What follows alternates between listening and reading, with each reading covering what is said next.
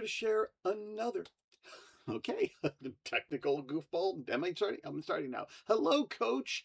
Okay, I am here to share another insight that I commonly pass along to coaches, whether I'm mentoring and working with them or in my class, the Fast Path to Masterful Coaching. Look, you've heard me talk about it. Have you checked it out yet? Have you gone there? Have you checked out the web page? Have you contacted me for more information? Have you signed up? If the answer is no to any of them, please go check it out.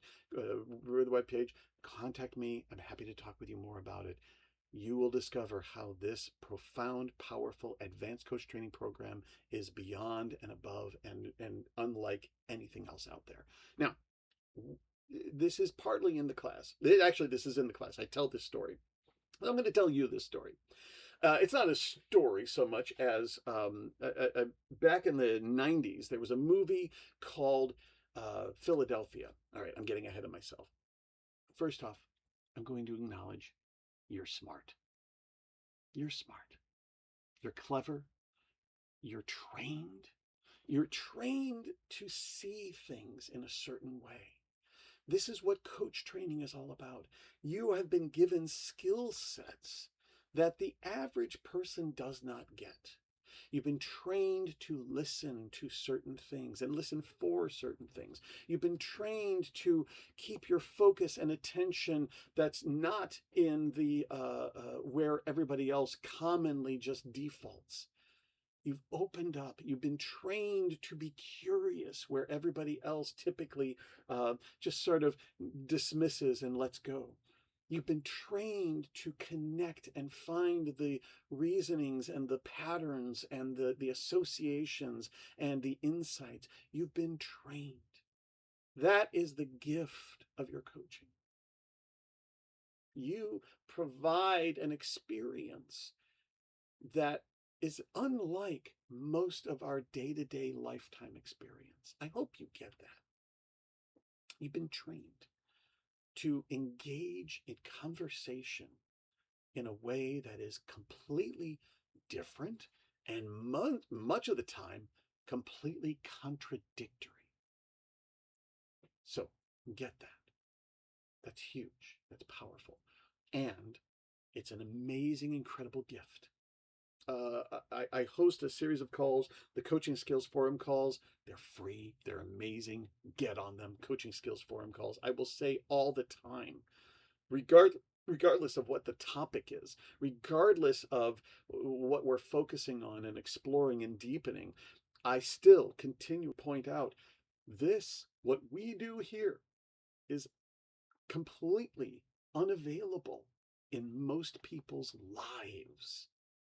So really get what you provide and offer is rare. It's really rare.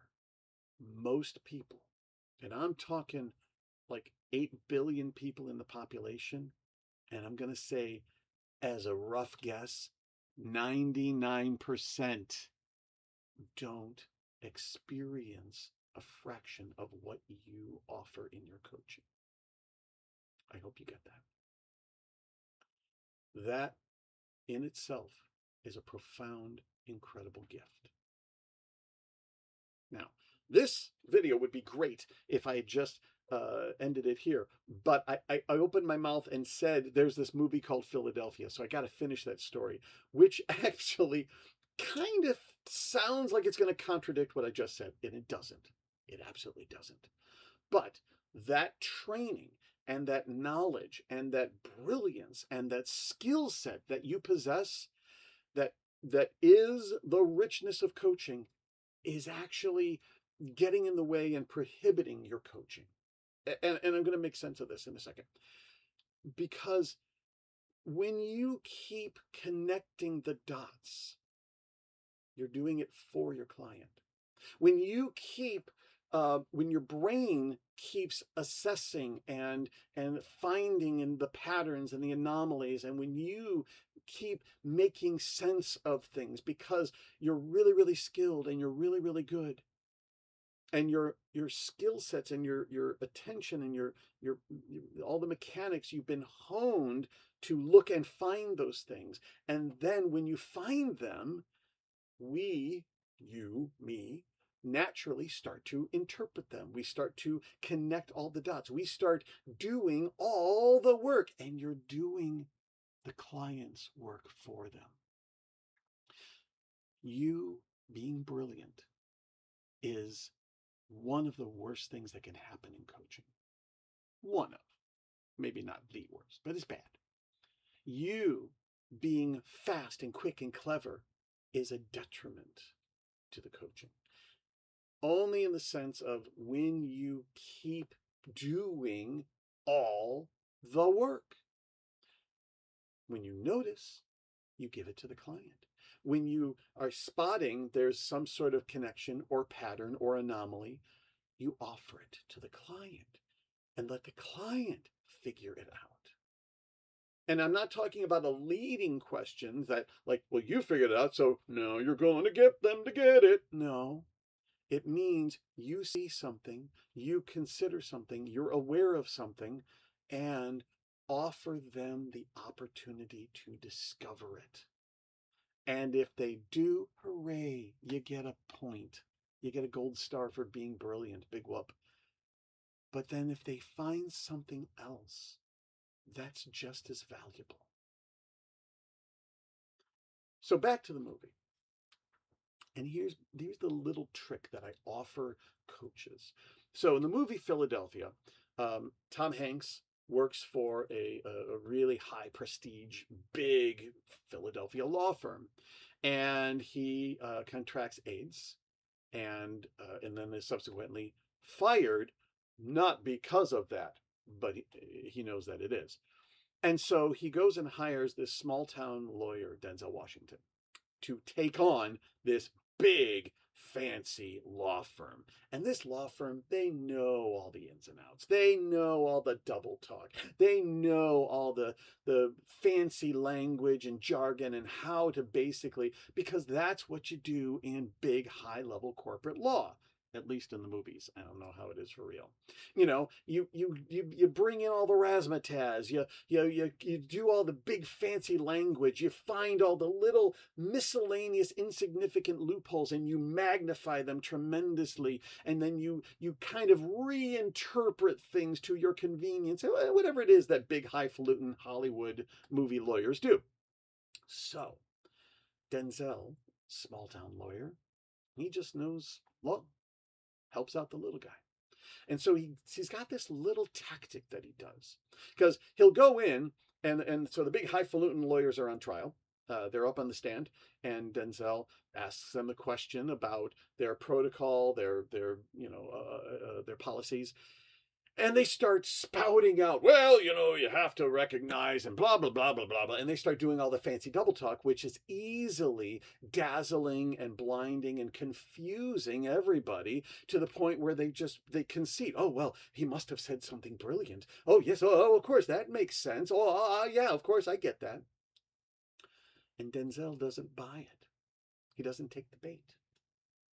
He knows exactly what they're doing. He's seen it 1,000 times. But he also knows calling them on it is not going to work. And the fact that he knows and just saying it out loud and saying, hey, look, I know what you're doing. I know that you're doing this. I know you're doing that. And here's really what it is. And blah, blah, blah, blah. You're lying. They'll just turn around and do more battling. And these guys are good. That's how they got to be big, highfalutin, high prestige lawyers in Hollywood. So what he does is something completely different. He takes a different approach and he says, you know what? I'm just a small lawyer. You know what? I know you make perfect sense. I'm paraphrasing, by the way. He says, I'm just a small town lawyer. I don't really understand kind of what you're trying to say. I don't get that. Of course he knows. I don't understand. Can you explain this to me like I'm a 4-year-old? Could you please? Now notice the brilliance of this. First off, he's completely taken off the attack. He is actually taking on the burden of being dumb. You know what? I'm sorry. He's apologizing to them for not being at their level, which of course he is, but he's playing them. I'm sorry. I don't. You're not doing anything wrong right off the bat. Now they don't have to anything to fight or protect or defend against. He is just simply said, "You're absolutely explained it perfectly. I don't understand it. It's all me.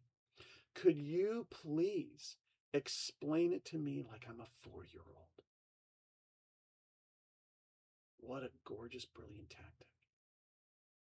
Can you explain to me? And then whenever they try to still do their fancy double talk, he's still, you know what? I'm so sorry. I don't get all these big fancy words. And you know what? I didn't take that particular law class and I didn't. Can you just clarify for me? I don't understand. Of course he does. And could you explain this to me like I'm a 4-year-old? And they have no defense. Their their defense breaks down and they have to start speaking authentically. Now, of course, a little bit of difference. Your clients are not on trial. You're not trying to find their cracks and fissures and break them down so that they can be arrested. I hope not. But the concept is still the same. You don't need to do all the connecting dots for your clients, nor do you need to assault them for not answering or not saying. Just be dumb. They're not going to think you're an idiot because you're trained. Maybe you're certified. You're skilled. You are providing value. But part of that value is knowing when to step out of the picture, step out of the brilliance, and invite them to step into the brilliance. Time and again, I come across, when I'm coaching, and I come across things that don't make sense. But the client is saying like it makes sense. You know what? I'm so sorry. You said this, but then you also said this, and I'm kind of not understanding. What does that mean? Oh, coach, the less you know, the farther you'll go. So I hope this makes sense. I don't want these to be long. This got a little long because it's actually a two-parter, but this first is still true. You are an amazing, brilliant coach. And now, just let yourself be brilliant to you and invite your client to discover and reveal their own brilliance. More on this in the Fast Path to Masterful Coaching. You will be amazed at the brilliance you are not even tapping into. And until then, I will see you. I wish you amazing, fantastic, incredible, delicious, and dumb as a stump coaching.